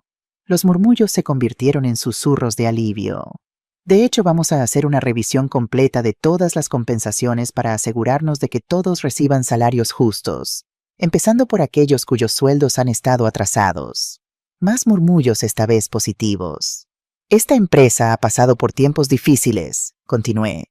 Sé que muchos de ustedes han trabajado sin ver aumentos en años, algunos incluso con salarios retrasados. Eso termina hoy. Hubo aplausos tímidos. Los pagos atrasados, 2.1 millones de euros en total, serán cubiertos esta semana. Tengo la transferencia bancaria preparada. Los aplausos se hicieron más fuertes. Ahora quiero presentarles a alguien. Le hice señas a Mateo. Se puso de pie visiblemente nervioso. Él es Mateo Romero. Tiene un máster en Administración de Empresas de ESADE, y a partir de hoy es su nuevo director general. Los aplausos se detuvieron. La confusión volvió. Algunos empleados se miraron entre sí. Los reconocí, habían estado ahí aquel día terrible en septiembre. Habían visto a Mateo de rodillas limpiando. Un hombre mayor con overol de mecánico, su gafete decía: Carlos. Levantó la mano. Señora, con respeto. Ese joven es el que el señor Eduardo tenía limpiando baños hace un mes. Es correcto, Carlos, respondí. Mi hijo fue puesto a limpiar baños por Eduardo Santillana. ¿Y saben por qué? Silencio. Porque Eduardo Santillana era un hombre que confundía humillación con enseñanza, que confundía crueldad con liderazgo, que pensaba que destruir a alguien era la forma de probar su valía. Miré alrededor de la sala. ¿Cuántos de ustedes han sido gritados por Eduardo? Lentamente manos se levantaron, más de la mitad. ¿Cuántos han sido amenazados con despido por errores mínimos? Más manos. ¿Cuántos han llorado en el baño después de una reunión con él? Casi todas las mujeres levantaron la mano. Y algunos hombres también. Exacto. Eduardo Santillana dirigía esta empresa con miedo. Y ahora se preguntan si Mateo puede hacerlo mejor. Le hice señas a Mateo para que hablara. Él se aclaró la garganta. Muchos de ustedes me vieron hace 2 meses. Comenzó su voz temblando ligeramente. Me vieron limpiando baños, limpiando pisos, vaciando basura. Hizo una pausa. Algunos se rieron, otros sintieron pena. Y algunos como tú, Carlos, me trajeron comida cuando pensaban que nadie miraba. Carlos se puso rojo. Hoy estoy aquí no para vengarme de nadie, sino para construir una empresa donde nadie sea humillado, donde el trabajo honesto sea respetado. Su voz se hizo más fuerte. No importa si limpias baños o diriges reuniones con BMW, todos merecen dignidad, todos merecen respeto, todos merecen un salario justo y un ambiente de trabajo donde puedan crecer. El silencio era absoluto. Esta empresa estuvo a punto de quebrar. Tenemos deudas enormes, contratos perdidos, desafíos que no puedo resolver solo. Mateo miró alrededor de la sala. Pero si trabajamos juntos con respeto mutuo, con honestidad, sin miedo, podemos salvarla. Podemos hacer que Industrias Santillana sea un lugar donde la gente quiera trabajar, no un lugar del que quieran escapar. Hubo un momento de silencio, y entonces Carlos, el mecánico de 60 años, empezó a aplaudir. Otros se unieron. Lentamente al principio, luego más fuerte. En 30 segundos toda la sala estaba de pie aplaudiendo. Mateo tenía lágrimas en los ojos. Yo también, porque en ese momento supe que habíamos ganado, no solo la empresa, sino los corazones de las personas que realmente la mantenían funcionando. 3 días después recibí una llamada de Carmen Santillana. Isabel, dijo su voz fría, controlada, necesitamos hablar. No tenemos nada de qué hablar, Carmen. Por favor, 5 minutos, como madres. Dudé, pero la curiosidad ganó. Está bien, habla. Lo que hiciste fue cruel. Eduardo está destrozado. No ha salido de la cama en 3 días. No come, no duerme. Y se supone que debo sentir lástima a ti. Se supone que debes entender que destruiste a un hombre, a una familia. Me reí, sin humor. Carmen, tu esposo destruyó a mi hijo durante 3 meses. Y tú lo sabías. Sofía lo sabía. Toda tu familia lo sabía. Y nadie dijo nada. Eduardo estaba siendo duro, sí, pero... Duro te, la interrumpí. Llamar a alguien inútil es ser duro. Humillarlo frente a clientes es ser duro. Hacerlo limpiar tu baño privado mientras te reías es ser duro. Silencio. No, continué. Eso es crueldad. Y ahora Eduardo está aprendiendo cómo se siente. Vamos a demandarlos, amenazó Carmen. Tenemos abogados. Vamos a recuperar la empresa. Adelante, gásteme el poco dinero que les queda en abogados. Mientras tanto descubrirán que todo lo que hicimos fue completamente legal. Sofía quiere el divorcio de Mateo. Perfecto. Mateo merece a alguien mejor. Eres una mujer vengativa, Isabel. Cruel. Sin corazón. No, Carmen. Soy una madre que protege a su hijo.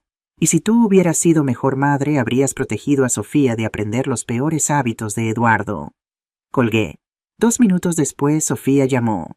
Señora Romero, dijo con voz temblorosa. Por favor, mi padre necesita ayuda. Está hablando de hacerse daño. Mi corazón se detuvo. ¿Qué quieres decir? Está deprimido. Muy deprimido. No sé qué hacer. A pesar de todo, no quería que Eduardo se lastimara. Quería justicia, no tragedia. Sofía, llévalo con un psicólogo. Hoy. Si es necesario, lo internan. Pero eso no es mi responsabilidad. Usted lo hizo así, acusó. No. Eduardo se hizo así con sus propias decisiones. Yo solo aceleré las consecuencias. ¿Y Mateo? Él está bien con todo esto. Mateo está libre, finalmente. De tu familia, de tu padre, de ti. Yo lo amaba, dijo llorando ahora. No, Sofía. Amabas la idea de él, el esposo obediente, el yerno sumiso que tu padre podía controlar, pero nunca amaste al Mateo real. Colgué de nuevo. El lunes siguiente Miguel Torres vino a la oficina. Lo recordaba vagamente de la boda de Mateo, había estado entre los invitados de Eduardo antes de que lo despidieran. Ahora tenía 52 años, cabello entrecano, lentes redondos, expresión seria de contador que ha visto demasiadas irregularidades. Señora Romero, me saludó en mi nueva oficina, había tomado una pequeña, no la de Eduardo. Gracias por esta oportunidad. Gracias por aceptar volver. ¿Por qué lo despidió Eduardo? Preguntó Mateo, quien también estaba presente. Miguel sonrió amargamente. Porque descubrí que estaba inflando números para los bancos. Presentaba estados financieros que mostraban utilidades cuando en realidad teníamos pérdidas. Cuando confronté a Eduardo me dio 2 opciones, firmar los estados falsos o ser despedido. ¿Y elegiste ser despedido? Elegí mi integridad. Mateo y yo intercambiamos miradas. Miguel, dije, necesitamos que hagas una auditoría completa, real, honesta. Sin maquillar nada. Necesitamos saber exactamente qué tan grave es la situación. Aunque sea peor de lo que piensan. Especialmente si es peor. No podemos arreglar lo que no conocemos. Miguel asintió. Necesitaré acceso a todos los sistemas, todas las cuentas, todos los contratos. Lo tienes. Y necesitaré 2 semanas. Tienes 1 mes. Hazlo bien. Miguel se fue a trabajar inmediatamente. 4 semanas después, Miguel nos convocó a una reunión, Mateo, Elena, Javier y yo. Tenía ojeras profundas. Claramente no había dormido bien. Es peor de lo que pensaba, comenzó sin preámbulos. Abrió una presentación en su laptop. Deuda real 17.3 millones de euros, no 15 como reportó Eduardo. Había préstamos ocultos con prestamistas privados a tasas del 12%. Dios mío, murmuró Mateo. Contratos BMW y SEAT están listos para cancelar si no mejoramos calidad en 60 días. Eso representa 8 millones de euros en ingresos anuales. ¿Podemos mejorar la calidad?, preguntó Elena. Sí, pero necesitamos invertir en equipos nuevos. Unos 400.000 euros. ¿Qué más?, pregunté. Las plantas de Valencia y Zaragoza están perdiendo 80.000 euros mensuales cada una. Recomiendo cerrar Zaragoza y consolidar en Valencia. ¿Cuántos empleos se pierden? 35 en Zaragoza.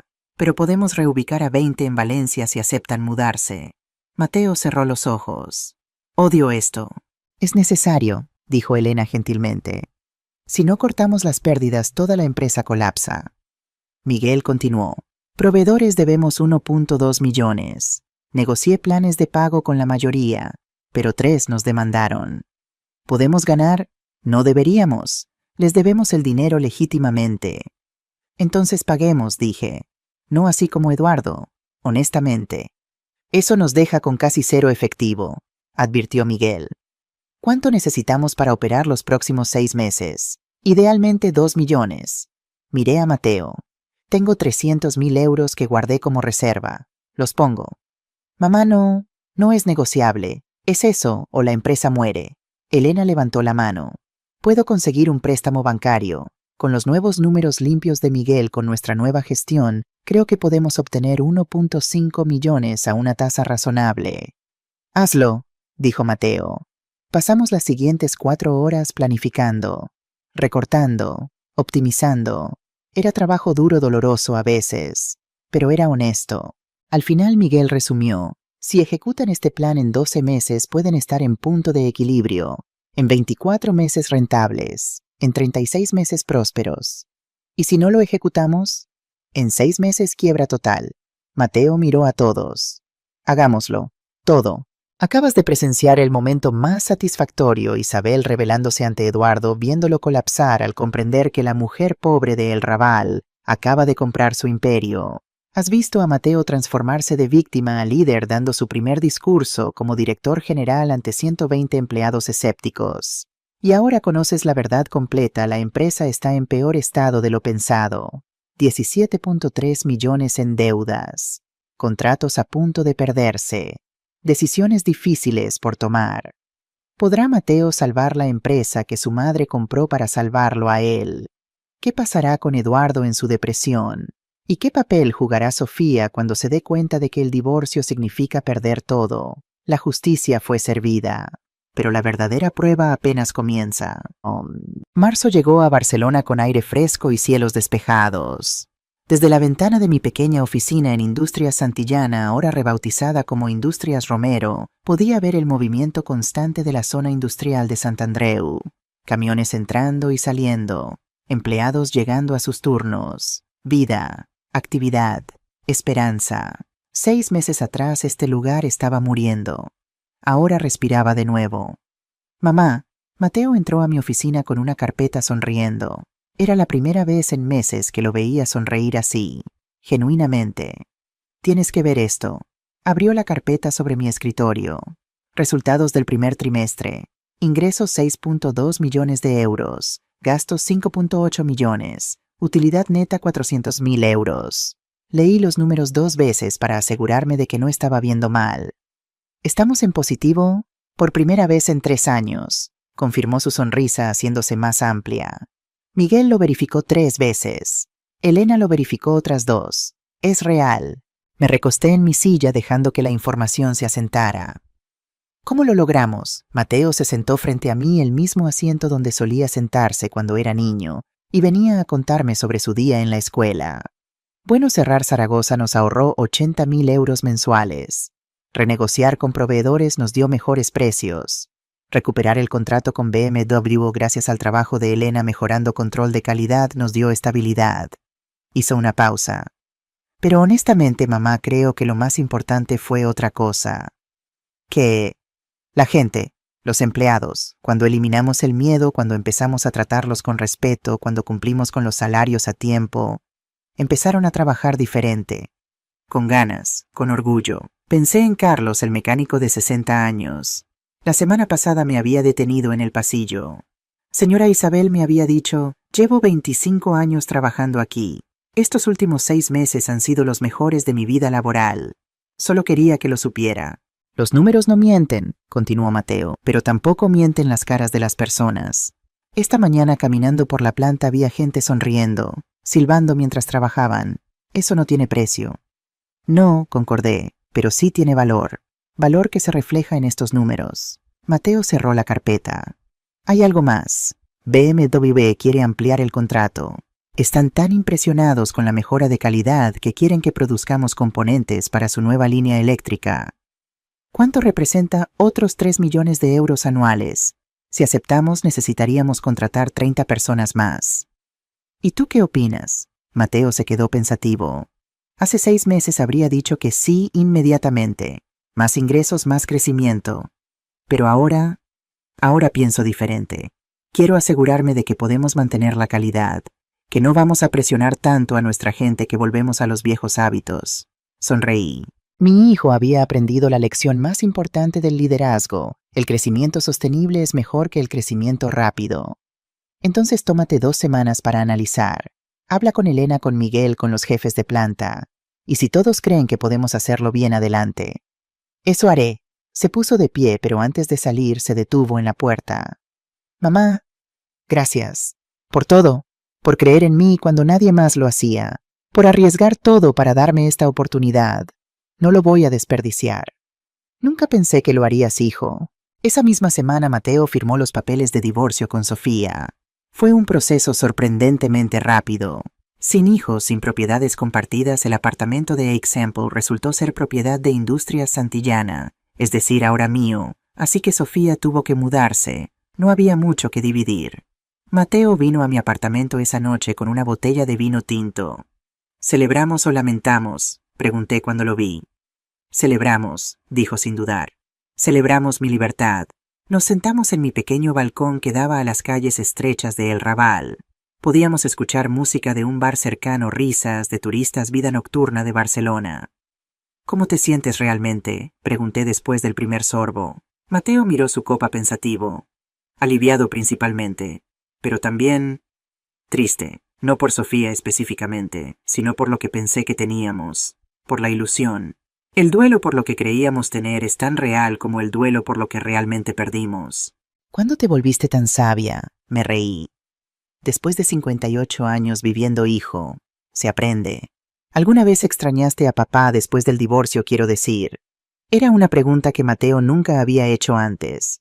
Éramos cercanos, pero había temas que simplemente no tocábamos. Al principio sí, admití. Pero no extrañaba a Ernesto. Extrañaba la idea de no estar sola, de tener un compañero. Pero con el tiempo me di cuenta de algo importante. Que es mejor estar sola que mal acompañada, y que sola y solitaria son dos cosas muy diferentes. Mateo asintió lentamente. Sofía me dijo algo antes de firmar los papeles. Dijo, mi padre tenía razón sobre ti. Eres débil. Ninguna empresa te va a contratar ahora que arruinaste tu reputación con nosotros. Sentí furia subiendo, pero Mateo levantó la mano. Déjame terminar. Le respondí, no necesito que ninguna empresa me contrate. Soy el director general de Industrias Romero. Y esta empresa trata a su gente con dignidad, algo que tu padre nunca entendió. Sonreí. ¿Qué dijo ella? Nada, solo se fue. Creo que finalmente entendió que perdió algo real. Brindamos bajo el cielo estrellado de Barcelona. Por nuevos comienzos, dije. Por nuevos comienzos, repitió Mateo. 2 semanas después, un sábado por la tarde, fui a hacer la compra al Mercadona de Gracia. Seguía viviendo en mi mismo apartamento de El Raval. Seguía conduciendo mi Renault Clio. Algunas cosas no necesitaban cambiar solo porque ahora era dueña de una empresa. Estaba en el pasillo de productos lácteos comparando precios de leche viejos. Hábitos nunca mueren cuando lo vi. Eduardo Santillana. Estaba más delgado, mucho más delgado. El traje caro había sido reemplazado por jeans y una camisa sencilla. No se había afeitado en varios días. Llevaba una canasta de compras, no un carrito con productos básicos, pan, leche, huevos. Nuestras miradas se encontraron. Vi algo en sus ojos que no había visto antes: vergüenza. Por un momento pensé en simplemente irme, evitar la confrontación. Pero algo me detuvo. Caminé hacia él. Eduardo, dije simplemente. Isabel, respondió su voz ronca como si no hubiera hablado mucho últimamente. Silencio incómodo. ¿Cómo estás?, pregunté sorprendiéndome a mí misma con la pregunta. Él rió amargamente. ¿Realmente quieres saber? No te habría preguntado si no quisiera saber. Eduardo miró su canasta de compras. Carmen me dejó. Se llevó a Sofía a Sevilla con su hermana. El apartamento de Pedralbes lo ejecutó el banco. Vivo en un estudio de 35 metros cuadrados en Hospitalet. Doy consultorías esporádicas por 1.500 euros al mes cuando tengo suerte. Se detuvo, respiró profundo. Y estoy en terapia, 2 veces por semana. Depresión clínica, dijo el psiquiatra. No sentí la satisfacción que pensé que sentiría, solo tristeza. Lo siento, dije, y para mi sorpresa lo decía en serio. Eduardo me miró confundido. ¿Sientes que tu plan funcionó perfectamente? Siento que tu familia se desintegró. No quería eso. No, entonces, ¿qué querías? Quería justicia para mi hijo. Quería que aprendieras una lección. Pero nunca quise destruir tu vida por completo. Eduardo se recostó contra el estante de yogures. ¿Sabes qué es lo gracioso? Ahora entiendo lo que le hice a Mateo. No entonces. Entonces pensaba que estaba siendo, no sé, formativo. Duro pero necesario. Y ahora que sé lo que se siente perderlo todo, sentirte pequeño, humillado, ahora entiendo que fui un monstruo. Había lágrimas en sus ojos. Mi terapeuta me hizo rastrear todo hasta mi padre. ¿Sabías que mi padre quebró hace 30 años? Negué con la cabeza. Un empleado en quien confiaba un hombre que vino de la pobreza lo traicionó. Robó 2 millones de euros. Mi padre se suicidó 2 años después. Me tapé la boca con la mano. Tenía 25 años cuando pasó, y juré que nunca confiaría en alguien de abajo, que siempre probaría a la gente, los haría sufrir para ver si eran dignos de confianza. Eduardo, pero solo me convertí en mi propio monstruo, peor que el hombre que traicionó a mi padre, porque al menos él solo robó dinero. Yo robaba dignidad. Una empleada del supermercado pasó mirándonos con curiosidad. 2 personas llorando en el pasillo de lácteos no era algo común. «¿Mateo está bien?», preguntó Eduardo de repente. «Por favor, dime que está bien». Está prosperando. La empresa tuvo utilidades por primera vez en 3 años. BMW amplió su contrato. Los empleados lo respetan». Eduardo asintió lentamente, una sonrisa triste en sus labios. «Bien, eso es bueno. Mejor de lo que yo hice». «Eduardo, ¿has comido hoy?». La pregunta lo tomó por sorpresa. No, todavía no. Miré mi reloj. Eran las 3 p.m. «Hay un café aquí cerca. Déjame comprarte un bocadillo». «No necesito tu caridad», dijo, pero sin convicción. «No es caridad. No sé lo que es. Pero vamos». Pagamos nuestras compras. Yo insistí en pagar la suya también, solo 12 euros en productos básicos, y caminamos al café de la plaza en la esquina. Pedí 2 bocadillos de jamón y 2 cafés con leche. «¿Por qué haces esto?», preguntó Eduardo cuando llegó la comida. «Porque aunque te hice responsable por tus acciones, no soy cruel. Y verte así no me da alegría». Eduardo comió en silencio por un momento. «¿Sabes qué es lo peor?», dijo finalmente. «Que merecía todo, cada consecuencia, cada pérdida. Y lo sé. El arrepentimiento genuino es el primer paso hacia el cambio». «¿Cambio?», se rió sin humor. «Tengo 55 años, Isabel. Sin empresa, sin familia, sin reputación. ¿Qué cambio es posible?». Me quedé pensando. «Todavía sabes sobre manufactura de componentes electrónicos. Es lo único que sé hacer. Y si te ofreciera un trabajo». Eduardo se atragantó con su café. «¿Qué un trabajo? En Industrias Romero. No como director, como consultor junior, ayudando a optimizar procesos. Salario 2.000 euros al mes». «¿Por qué harías eso?». «Porque creo en segundas oportunidades, pero solo para gente que genuinamente ha cambiado». Eduardo me miró por largo tiempo. «¿Mateo estaría de acuerdo? No lo sé. Tendría que preguntarle. Esta no es solo mi decisión». «No lo aceptará, y no lo culpo. Déjame intentar». Esa noche invité a Mateo a cenar en mi apartamento. Le preparé su comida favorita, arroz caldoso con mariscos. Comimos en silencio cómodo, hablando de trabajo, de clientes, de planes para el próximo trimestre. Cuando terminamos, serví vino tinto. «Hijo, necesito hablar contigo sobre algo importante». Mateo levantó la vista. «Suena serio». «Lo es. Hoy me encontré con Eduardo en el supermercado». La cara de Mateo se endureció inmediatamente. Y le conté todo: la conversación, el café y finalmente mi oferta. Cuando terminé, Mateo se quedó en silencio por largo tiempo.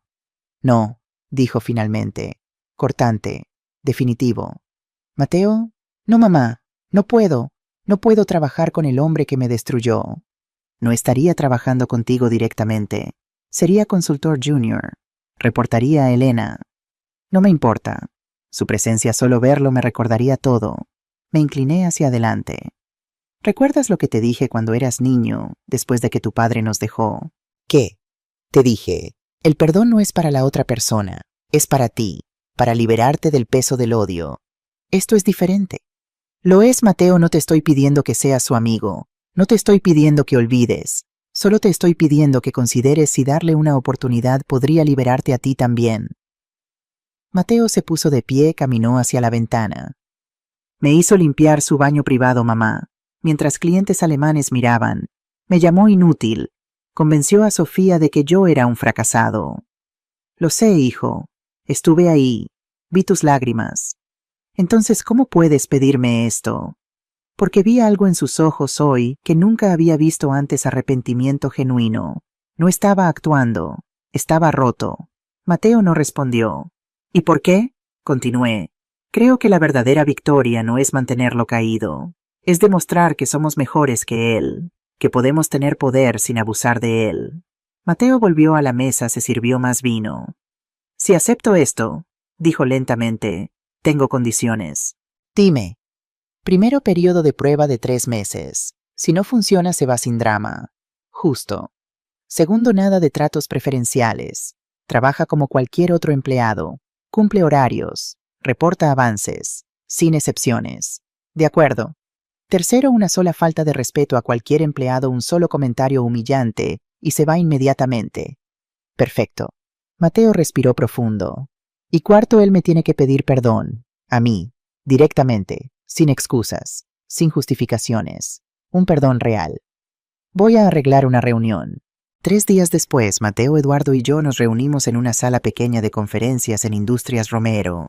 Eduardo llegó temprano, nervioso. Mateo llegó exactamente a tiempo, con cara de piedra. Se sentaron frente a frente. Yo me quedé de pie junto a la puerta. Mateo, comenzó Eduardo, su voz temblando. Vine a pedirte perdón. Mateo no respondió. Solo esperó. Lo que te hice fue imperdonable. Te humillé. Te traté como menos que humano. Y lo hice deliberadamente, cruelmente. Eduardo hizo una pausa, limpiándose las lágrimas. No tengo excusas. Mi propio trauma con mi padre no justifica cómo te traté. Nada justifica eso. ¿Por qué lo hiciste? Preguntó Mateo, su voz controlada pero con dolor evidente. Porque tenía miedo. Miedo de que alguien de abajo, como veía a tu familia, me traicionara como traicionaron a mi padre. Entonces te probé, te quebré para ver si eras digno. Pero solo demostré que yo era el indigno. Un hombre pequeño con poder. El peor tipo de hombre. Mateo cerró los ojos. ¿Sabes cuántas noches lloré? ¿Cuántas veces dudé de mi valor como persona? ¿Cuántas veces pensé en rendirme, en aceptar que tal vez tenías razón, que yo era inútil? Lo sé, y lo siento. Lo siento más de lo que las palabras pueden expresar. Perdón es solo una palabra, Eduardo. Los actos pesan más. Tienes razón. Por eso no espero que me perdones ahora. O nunca. Solo quiero la oportunidad de demostrarte con acciones que he cambiado. Mateo abrió los ojos, miró a Eduardo directamente. Si te doy esta oportunidad y aún no he decidido, no es porque te haya perdonado. Es porque mi madre cree en segundas oportunidades. Y confío en mi madre más que en nadie en este mundo. Entiendo. Vas a trabajar duro. Vas a ser humilde. Y a la primera falta de respeto con cualquier empleado te vas. Está claro. Cristalino. Mateo miró hacia mí. Mamá, ¿estás segura de esto? No, admití honestamente. Pero creo que vale la pena intentar. Mateo suspiró. 3 meses de prueba. Empiezas el lunes. Salario 2.000 euros mensuales. Reportas a Elena Costa. Sin contacto directo conmigo a menos que sea absolutamente necesario. Eduardo asintió vigorosamente. Gracias, Mateo. Te prometo que no vas a arrepentirte. Ya lo veremos. 6 semanas después, Mateo llegó a mi apartamento un domingo con alguien. Una mujer. Mamá, dijo con una sonrisa tímida que no había visto desde antes de Sofía. Te quiero presentar a alguien. Ella es Diana Castellano. Diana tenía unos 28 años, cabello castaño en un moño despeinado, casual jeans y suéter sencillo, sonrisa cálida y genuina. Señora Romero, me saludó extendiendo su mano. Es un placer conocerla. Mateo habla constantemente de usted. Llámame Isabel, por favor. ¿Y tú a qué te dedicas, Diana? Soy arquitecta. Trabajo de forma independiente, principalmente restauraciones de edificios antiguos en el barrio gótico. Interesante. ¿Cómo se conocieron? Diana y Mateo intercambiaron miradas. En una cafetería, explicó Mateo. Hace 2 meses. Yo estaba revisando reportes financieros. Diana estaba dibujando planos. Pedimos el último croissant al mismo tiempo y decidimos compartirlo, terminó Diana riendo. Luego nos quedamos hablando 3 horas. Los invité a pasar. Preparé café y saqué magdalenas que había comprado esa mañana. Mateo me contó sobre todo, dijo Diana mientras tomábamos café. Sobre Eduardo, sobre usted comprando la empresa, sobre todo. ¿Y qué opinas? Diana miró a Mateo con ternura. Opino que Mateo tuvo suerte de tener una madre dispuesta a luchar por él, y que Eduardo fue un tonto por no ver el tesoro que tenía. Me cayó bien inmediatamente. Pasamos la tarde charlando.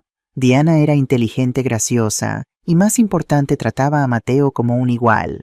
No había condescendencia, no había juegos, solo respeto mutuo y afecto genuino. Cuando se fueron, Mateo me abrazó en la puerta. ¿Qué piensas?, susurró. Pienso que ella es perfecta para ti. ¿De verdad? De verdad. Trátala bien. Lo haré. Aprendí de los errores. Para mi sorpresa, Eduardo no solo cumplió con las expectativas, las superó. Elena me reportaba semanalmente. Isabel es como un hombre diferente. Llega temprano, se queda tarde. Cuando los mecánicos tienen problemas, él se arremanga y ayuda. Sin quejas, sin arrogancia. Los empleados cómo reaccionan, al principio con desconfianza, pero poco a poco. Carlos dice que Eduardo le pidió perdón la semana pasada, por años de maltrato. Carlos lloró. Un mes después, Miguel me mostró números. Las optimizaciones que Eduardo sugirió en la línea de producción están ahorrando 30.000 euros mensuales. El hombre sabe de manufactura. Y después de 2 meses, lo impensable, Mateo entró a mi oficina. Mamá, necesito hablar contigo sobre Eduardo. Mi corazón se hundió. ¿Qué pasó? Nada malo. De hecho, creo que deberíamos extender su contrato más allá de los 3 meses. ¿Estás seguro? Ayer hubo un problema en la planta. Un operador nuevo cometió un error que podría haber costado 50.000 euros en producto dañado. Eduardo se dio cuenta, lo solucionó y luego pasó 2 horas enseñándole al operador cómo hacerlo bien. Y el operador me dijo, señor Romero, el señor Eduardo fue paciente, amable, me trató con respeto. El mismo Eduardo que hace un año gritaba a la gente por errores mínimos. Mateo se sentó. No lo he perdonado completamente. Quizá nunca lo haga, pero veo su esfuerzo, y creo que merece continuar. Entonces hazlo. Es tu empresa tanto como mía. Era una tarde soleada de mayo cuando todo cambió finalmente. Estaba en el jardín de la nueva casa que Mateo y Diana habían comprado en Sant Cugat, sí. Mi hijo finalmente podía permitirse una casa bonita, honestamente ganada, celebrando el bautizo de mi nieto. Alfonso Romero Castellano, 4 meses de edad, ojos enormes como los de Mateo cuando era bebé, sonrisa que derretía corazones. Diana me lo pasó. Tu abuela quiere cargarte pequeño. Lo sostuve contra mi pecho sintiendo su calor, su peso perfecto. Pequeño Alfonso, le susurré, tu abuelo, mi esposo, habría estado tan orgulloso de conocerte. Mateo se acercó, puso su brazo alrededor de mí. ¿Estás bien, mamá? Más que bien. Estoy completa. Miré alrededor del jardín. 50 personas celebrando. Empleados de Industrias Romero. Amigos. Familia elegida. Elena estaba riendo con Miguel sobre algo relacionado con números. Javier charlaba con Diana sobre arquitectura legal. Carlos el mecánico sostenía un plato con paella sonriendo. Y en la esquina, solo pero no solitario, estaba Eduardo. Lo había invitado. Después de mucho pensarlo. Y para mi sorpresa, Mateo no objetó. Ha trabajado duro, dijo Mateo cuando se lo mencioné. Y Diana dice que todos merecen pertenecer a algún lugar. Incluso Eduardo. Eduardo me vio mirándolo. Se acercó tímidamente. Isabel, gracias por invitarme. Gracias por venir. Traje algo para Alfonso. Sacó un pequeño paquete. Es una cadena de plata, muy simple. Espero que esté bien. Es perfecto. Eduardo miró hacia Mateo, que estaba platicando con Diana. Son felices, dijo simplemente. Eso es todo lo que importa. Eduardo, ¿cómo estás tú? Bien, conseguí un pequeño apartamento mejor en Gracia. Sigo en terapia. Y se detuvo.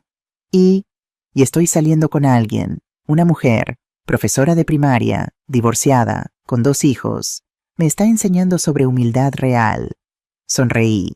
Me alegra escucharlo. Carmen y Sofía todavía no me hablan, continuó. Y no las culpo, pero estoy aprendiendo que la familia no es solo sangre. Es gente que elige estar contigo. Esa es una lección importante. Diana se acercó con Alfonso llorando. Creo que alguien tiene hambre, dijo tomando al bebé de mis brazos. Mateo la siguió, su mano en la espalda baja de ella, protector pero no posesivo. Ellos son buenos juntos, comentó Eduardo. Sí, Diana ve a Mateo por quien realmente es, no por lo que puede darle o por su apellido. Como debería ser. Nos quedamos en silencio cómodo por un momento. Isabel, dijo Eduardo finalmente, nunca podré compensarte por lo que hice, pero quiero que sepas que cambiar mi vida, tocar fondo, reconstruirme, fue la mejor cosa que me pudo pasar. ¿De verdad? Antes era rico pero miserable, poderoso pero solo. Ahora gano 2.500 euros al mes. Mateo me aumentó después de 6 meses, vivo en 50 metros cuadrados y soy más feliz que nunca. Porque ahora vives con integridad. Exacto. Cuando el sol empezaba a ponerse, Mateo pidió atención. Amigos, familia, colegas, comenzó sosteniendo una copa de cava, quiero hacer un brindis. Todos levantaron sus copas. Hace 2 años estaba en el punto más bajo de mi vida, humillado, roto, sin esperanza. Miró hacia mí, pero mi madre me enseñó algo fundamental, que la dignidad no tiene precio, que nunca debemos aceptar ser tratados como menos de lo que somos, y que a veces la justicia necesita un empujón. Risas suaves. Hoy Industrias Romero no solo sobrevive, prospera. Tenemos 180 empleados, contratos con las mejores compañías automotrices de Europa, y más importante, tenemos una cultura de respeto. Aplausos. Este año fuimos certificados como mejor lugar para trabajar en Cataluña por 3er trimestre consecutivo. Eso no es por los números, es por las personas. Mateo levantó su copa más alto. Por mi madre Isabel Romero, quien arriesgó todo para salvarme. Quien me enseñó que el poder sin compasión es tiranía, pero la compasión con poder es justicia. Por Isabel corearon todos. Bebimos, luego Mateo continuó. Y por segundas oportunidades, para todos nosotros, porque todos merecemos la posibilidad de cambiar, de crecer, de ser mejores. Miró directamente a Eduardo, no con odio, no con perdón completo tampoco, pero con reconocimiento. Eduardo asintió, lágrimas en sus ojos. Por segundas oportunidades, repitieron todos. Ahora, 2 años después de todo esto, a veces me preguntan, Isabel, ¿volverías a hacerlo? ¿Gastarías 1.8 millones de euros de nuevo? Y siempre respondo lo mismo, sin dudarlo ni un segundo. Porque no se trataba del dinero, nunca se trató del dinero. Se trataba de enseñarle a mi hijo que su madre lucharía por él hasta el fin del mundo. Se trataba de demostrarle a Eduardo Santillana que subestimar a alguien por su origen es el error más grande que se puede cometer. Se trataba de probar que la dignidad, la tuya, la mía, la de cualquiera, es más valiosa que cualquier cuenta bancaria. Recuperé mi inversión, por cierto. Y más. Industrias Romero ahora vale 12 millones de euros. Mateo es el CEO. Yo me retiré a los 60, aunque sigo en el consejo. Uso mi tiempo para dar conferencias a mujeres mayores sobre inversiones, sobre defenderse, sobre nunca aceptar ser menospreciadas. El título de mi charla siempre es el mismo, la dignidad no tiene precio. Y al final siempre cuento esta historia. Tu historia, mi historia, nuestra historia. Porque si hay algo que quiero que recuerdes es esto. Nunca permitas que nadie te haga sentir pequeña. Nunca aceptes humillación a cambio de oportunidad. Nunca creas que tu origen determina tu destino. Y si alguien que amas está siendo destruido, no te quedes callada. Encuentra la manera de luchar. Con inteligencia, con estrategia, con justicia, no con venganza, con justicia. Hay una diferencia. Hoy, mientras escribo esto desde mi apartamento en el Raval, si nunca me mudé, me gusta mi barrio, puedo ver a través de la ventana la vida bulliciosa de Barcelona. Turistas, locales, familias, todos con sus historias. Y pienso en Alfonso, mi nieto, que crecerá sabiendo que su abuela compró una empresa para salvar a su padre, que crecerá sabiendo que las mujeres de esta familia no se arrodillan ante nadie, que crecerá sabiendo que la verdadera riqueza no está en cuentas bancarias, sino en dignidad, integridad y amor. Esa es mi herencia, no millones de euros, no una empresa, sino la lección de que nunca, nunca, nunca debemos permitir que nos roben nuestra humanidad. Y si tú, quien sea que estés leyendo esto, estás pasando por algo similar, si alguien te está humillando, si tu jefe, tu familia, tu pareja te está destruyendo lentamente, recuerda mi historia, y recuerda, tú también puedes luchar. Tal vez no comprando una empresa, pero estableciendo límites, diciendo no, buscando ayuda, tomando acción, porque tu dignidad no tiene precio, y nadie tiene derecho a quitártela.